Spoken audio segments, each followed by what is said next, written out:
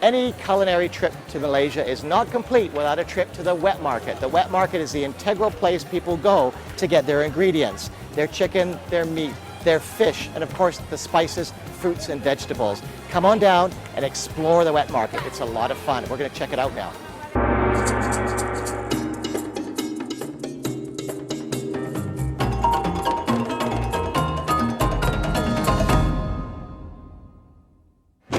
Fish are a really important part of the Malay and Chinese diet here in Malaysia.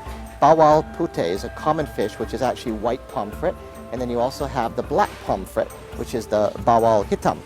Here again, this is something that the Chinese use a lot, fish balls. They've taken fish, they basically deboned it, and they've made it into little fish balls that will go into soups. And that's very popular in Chinese cooking. Eggs are another part of the important ingredients in the culture here for both the Malays, the Chinese, and the Indians. Here you have quail eggs. Lovely and beautiful. They're thrown into porridges, like rice porridge congee. They're used in steamboat, a lot of different cooking, and delicate eggs at that. Here's something you don't see at home. This is yellow rambutan. Normally we get the red variety back in Canada, and it's quite a lovely fruit that when it does come in season is very popular. Over here is the jackfruit. Jackfruit, this is only half a jackfruit here, and look at the flesh in it. When it's green, it's used in savories, curries, and when it's fresh and ripe like this, it's a sweet.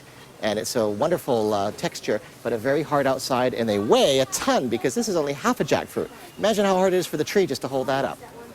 This gentleman has a stingray, which is really popular. You see it in Singapore and Malaysia. The Malays like it, the Chinese like it. It goes great with a curry. And we mustn't forget our crab, because I love crab, and crab is everywhere here. These are delicate little blue crabs, which are used into soups as well as curries, and they have a lovely shell, but they're a smaller variety versus the big mud crabs, which you see in the chili crab and the pepper crab. Which one do I go for? I want both of them. Prawns are an important part of the culture here, shrimp and prawns, depending on the size.